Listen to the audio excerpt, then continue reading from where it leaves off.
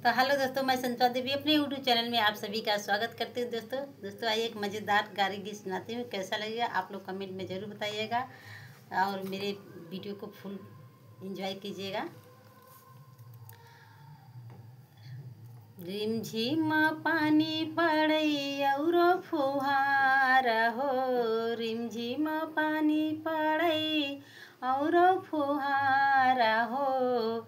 अंगने में लग गईल काई सिया राम के बजो, हाजी अंगने में लग गईल काई सिया राम के बजो। घर में से निकलई हो दुल्हे का बाहिन हो, घर में से निकलई दुल्हे का बाहिन हो।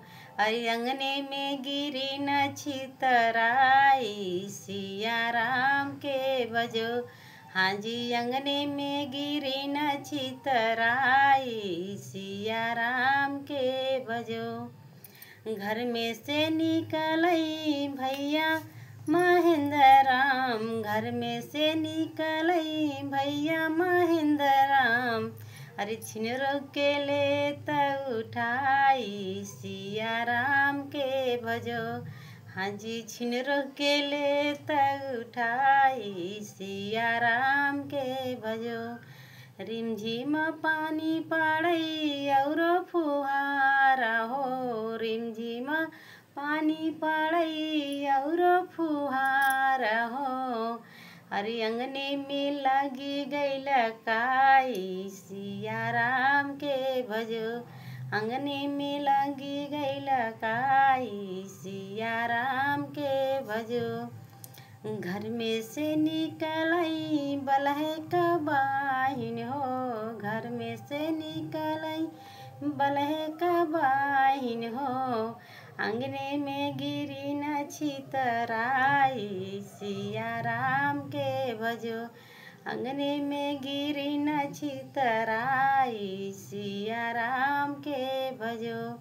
अरे घर में से निकलई भैया अरुण हो, घर में से निकलई भैया अरुण हो। अरे बुजुर्ग के ले त उठाई सिया राम के भजो, अरे छिनरो के ले त उठाई सिया राम के भजो। घर में से रिमझिम पानी पड़ई औरो फुहार हो, रिमझिम पानी पड़ई औरो फुहार हो। अरे अंगने में लागी गईल काई सिया राम के भजो, अंगने में लागी गईल काई सिया राम के भजो। अरे घर में से निकलई कुल बाराती का बाहिन हो, घर में से निकलई कुल बारातिन का बाहिन हो।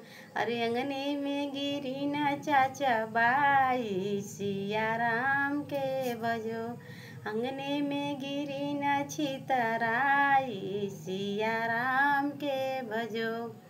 अरे घर में से निकलई कुल घराती हो, घर में से निकलई कुल घराती राम। अरे छिनरन के ले त उठाई सिया राम के भजो, अरे बुजुर्ग के ले त उठाई सिया राम के भजो। तो धन्यवाद दोस्तों, मेरा फुल वीडियो एंजॉय करने के लिए बहुत बहुत धन्यवाद। कमेंट में बताना मेरा गारी गीत कैसा लगा।